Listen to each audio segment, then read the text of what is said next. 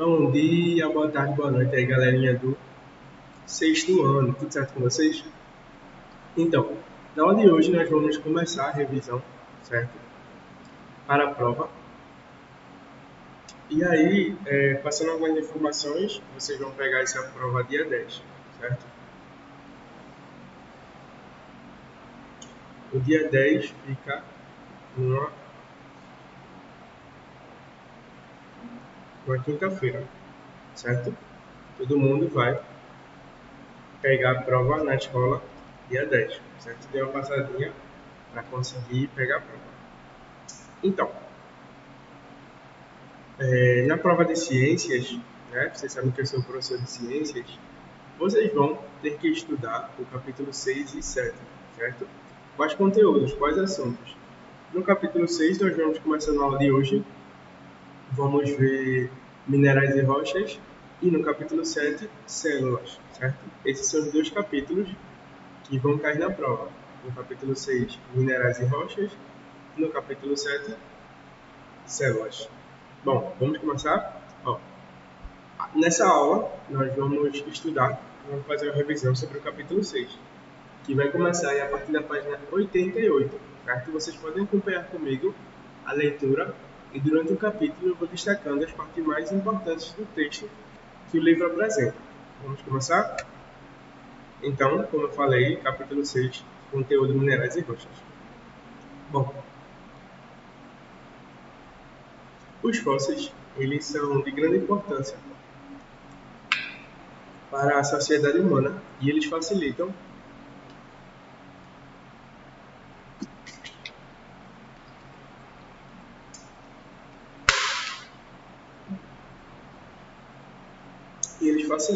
o descobrimento, a utilização de vários recursos naturais. Por exemplo, um fóssil pode ser utilizado para você prever se naquela região tem petróleo ou não. É possível fazer isso. Um fóssil pode ser utilizado para você saber se naquela região que o fóssil existe tem ouro, tem alguns metais como cobre, alumínio, etc., que possuem um valor muito grande economicamente, como a gente falou aí na aula sobre recursos naturais. Bom, e agora nós vamos definir, né, o que é uma rocha, o que é um mineral, minério, jazidas e minas. Bom, primeiro eu gostaria de falar para vocês que lembrando que isso aqui não precisa copiar, tá? É um texto tirado do livro, aí da página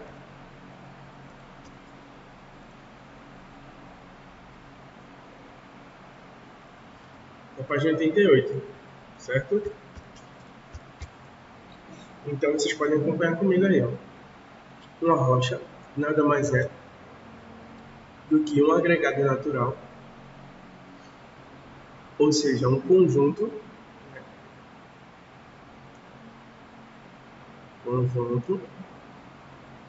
de minerais que foram se formando ao longo dos anos no meio ambiente. Então a gente tem aqui, eles são um conjunto e eles se formaram ao longo dos anos. É importante destacar esses dois pontos.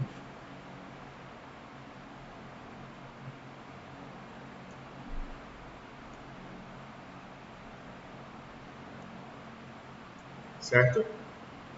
E a palavra mineral vem do latim mineralis. Certo? Mineralis é tudo aquilo que é relativo à mina. E ele vai abranger compostos químicos originados a partir de processos naturais. Então, originados a partir de processos naturais, certo? Que ocorreram na crosta terrestre ou entre o manto e o núcleo. Então, nós vamos ter aqui dois locais de formação do mineral. Na crosta terrestre ou entre o manto e o núcleo. Nós vimos no capítulo 5, certo? Que existem, de forma geral, né, 5 estruturas: crosta, manto externo, manto interno, núcleo superior e núcleo inferior.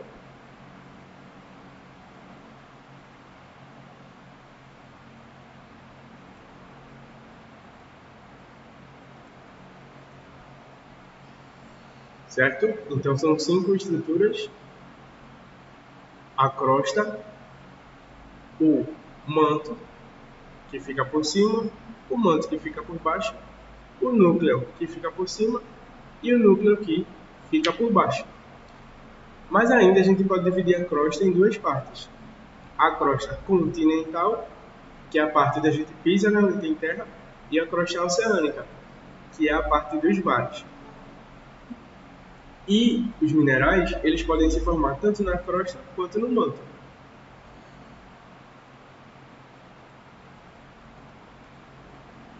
Cada mineral apresenta propriedades únicas associadas à sua estrutura química. Então aqui, ó, propriedades únicas, certo?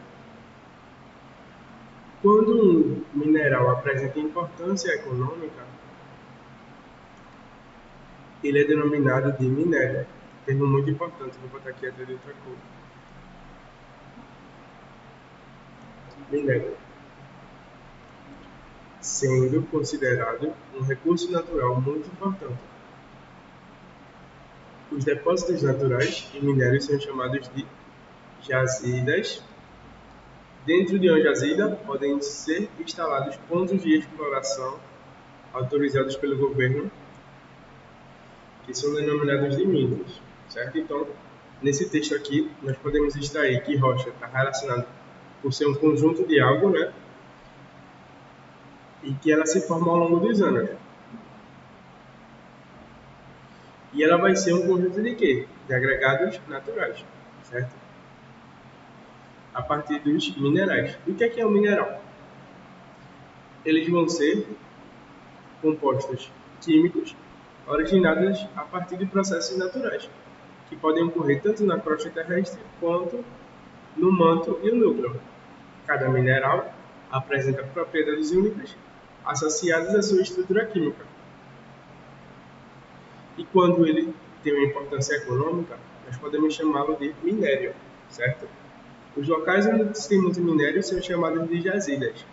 As jazidas que podem ser exploradas são licenciadas pelo governo, são chamadas de minas, certo? Nós temos aqui, por exemplo, o mármore e o granito. Ele é uma rocha utilizada no nosso dia a dia para a confecção de bancadas de cozinha, por exemplo, e pode apresentar diferentes colorações. As variações de cor, elas se devem à presença de diferentes minerais na organização da rocha, certo? Então nós temos aqui o granito, né, que vai fazer pias aí, utensílios de mármore. As rochas, aqui na página 89, vocês podem acompanhar a leitura comigo. As rochas apresentam formações distintas no meio ambiente. Elas podem ser classificadas de acordo com sua origem, ou seja, de acordo com o processo envolvidos em sua formação. E essa classificação estabelece a existência de 3 tipos básicos de rocha. Nós vamos ter rochas magmáticas, sedimentares e metamórficas. Certo? Então, recapitulando, nós vamos ter 3 tipos de rochas: magmáticas, sedimentares e metamórficas.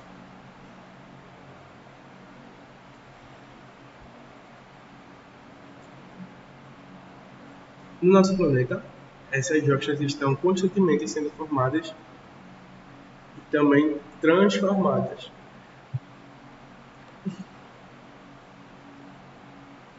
Formadas e transformadas.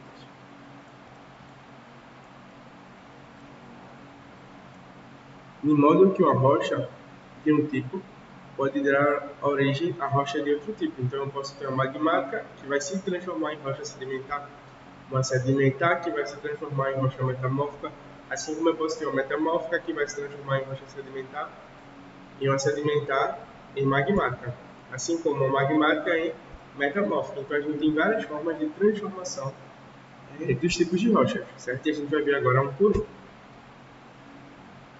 Nós temos aqui, ó, um resumo dos fenômenos que acontecem na crosta e no manto.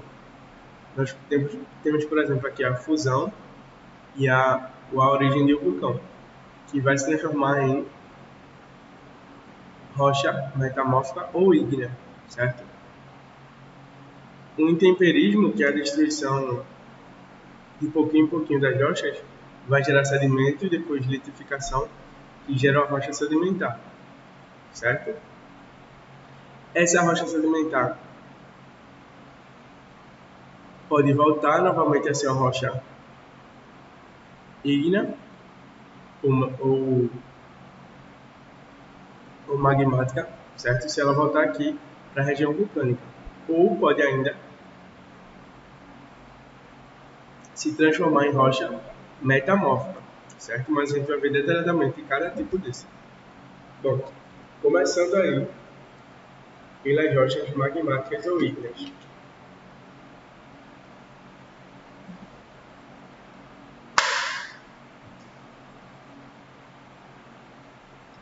Bom, essa palavra ígnea é uma palavra de origem latina que significa fogo, certo? Então nós vamos ter aqui, na página 90, aí vocês podem acompanhar comigo a leitura. As rochas magmáticas ou ígneas são aquelas que se originam a partir do resfriamento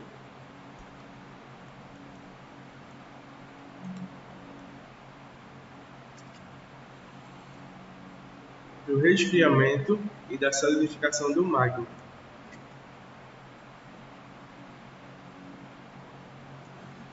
Vou colocar aqui de vermelho essa parte aqui, ó, magma, certo? Ao ocorrer uma erupção vulcânica, a lava, ao sair da cratera, ela resfria aos poucos e com esse resfriamento temos a formação desse tipo de rocha. Qual tipo? Rocha magmática ou ígnea. E essas rochas magmáticas, elas podem ser divididas em duas categorias. Então nós podemos dividir as rochas magmáticas em dois tipos. Ou elas são extrusivas, chamadas de vulcânicas, ou elas são intrusivas, chamadas de plutônicas, certo?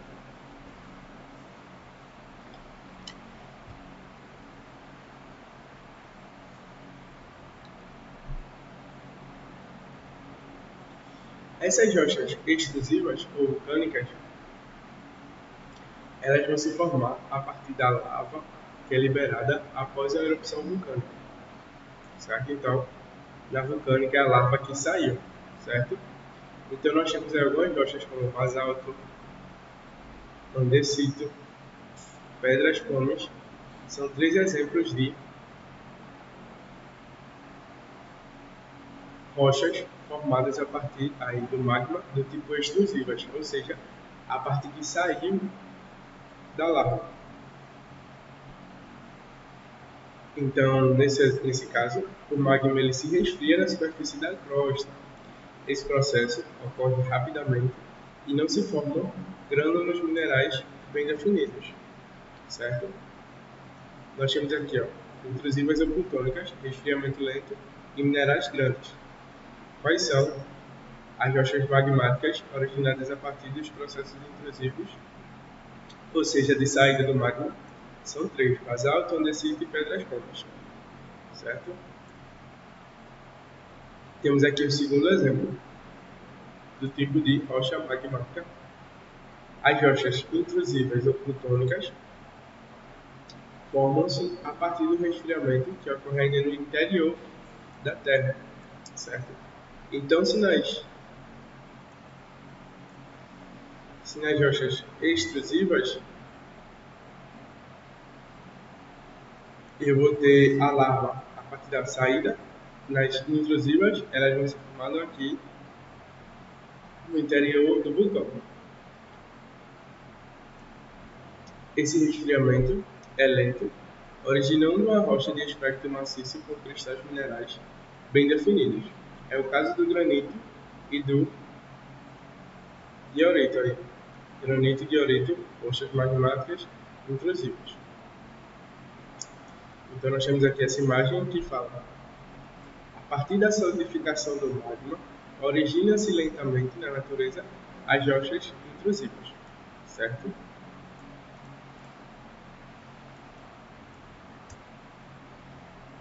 Vamos falar agora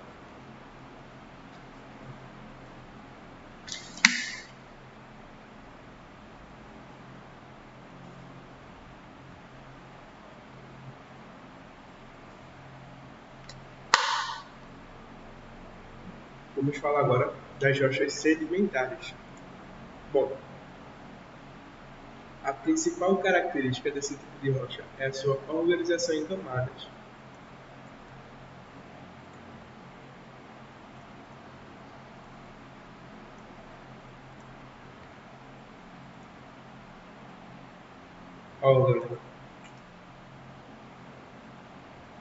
Organização em camadas, certo? As camadas podem ser chamadas assim ou também de estratos. As rochas sedimentares, elas vão ter o nome pouco menos falado, né? Que é de rocha estratificada. Se a rocha magmática pode ser chamada de rocha magmática ou ígnea,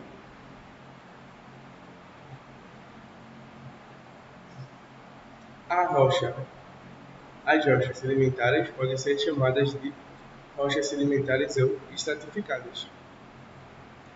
Cada camada se origina pelos sedimentos de minerais. Então, eu tenho aqui a formação de sedimentos e minerais que são trazidos pelo vento ou pela chuva. Então, duas formas, vento e chuva, certo? E se depositam em uma rocha, então nós chamamos aqui o depósito em uma rocha já existente, certo? Esses sedimentos, ao longo do tempo, fundem-se, originando cada uma das camadas, certo? Então, eu vou ter como característica das rochas sedimentares a organização em camadas ou também estratos, certo? As rochas sedimentares também podem ser chamadas de rochas estratificadas. E essas camadas elas vão se originar a partir dos sedimentos de minerais, que podem ser gerados e trazidos, para algum local a partir dos ventos e pela chuva. E eles vão ser depositados em rochas já existentes. Então, esses sedimentos, ao longo do tempo, eles vão fundir-se e vão originar cada uma das camadas, certo? Mas como será que surgem esses sedimentos?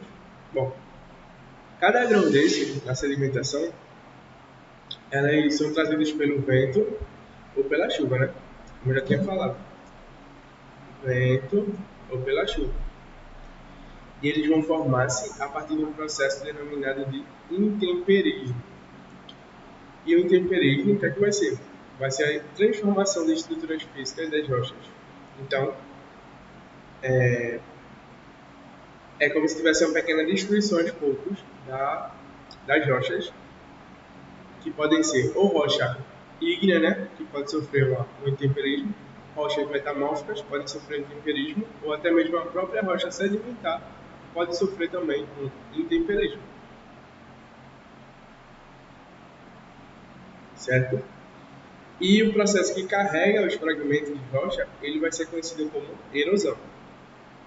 Nós temos aí arenito, argilito e calcário, são exemplos de rochas sedimentares que a gente utiliza no dia a dia. Certo? Então eu tenho aqui uma imagem, aí na página 91, que vai esquematizar como isso acontece. Nós vamos ter aqui o vento, seres vivos e a erosão, certo? Que é o esfarelamento das rochas que vai acontecer e no fundo do mar vai ocorrer vão se depositar nos sedimentos, gerando aí a sedimentação.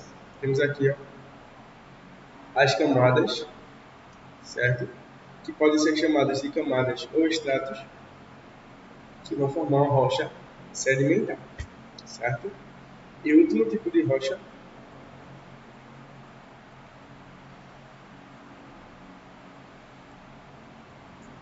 é chamado de rocha metamórfica, certo?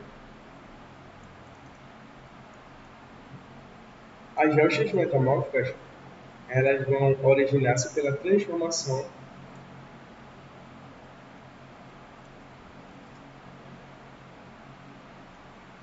e outros tipos de rocha.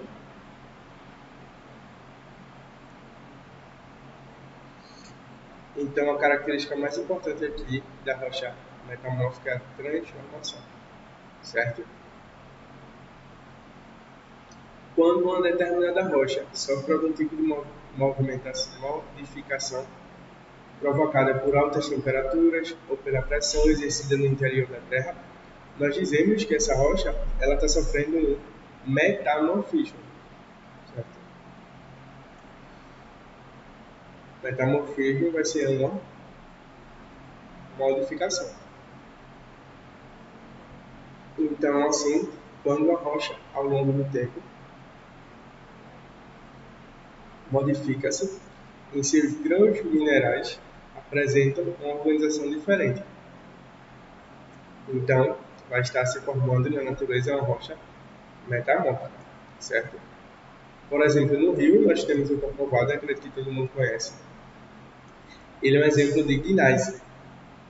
O tipo de rocha aqui vai ser o gneiss, que é uma rocha metamórfica que se formou ao longo dos anos a partir de transformações sofridas pelo granito, que é uma rocha magmática, certo? Então, eu vou ter o gneiss, que era uma rocha granítica, sofreu transformações e se transformou em gneiss, que é uma rocha metamórfica. Nós temos o mármore, ardósio, quartzo e pedra-sabão, que são exemplos de rochas metamórficas, certo? Então, nós vamos ter aqui a utilização dessas rochas no nosso dia a dia. Tabela que vocês podem encontrar na página 93. Então, nós temos aqui 10 rochas magmáticas. Eu tenho basalto, pedra-pome, granito e diorito, certo? Basalto, usado na pavimentação de ruas e calçadas. Pedras-pomes, ele serve para amaciamento da pele em regiões de calosidade, onde se forma calos, cunha, etc. Granito, usado na fabricação de pias, mesas, bancadas, entre outros, certo? E diorito, usado na construção de diques e estradas de ferro. Na rocha sedimentar,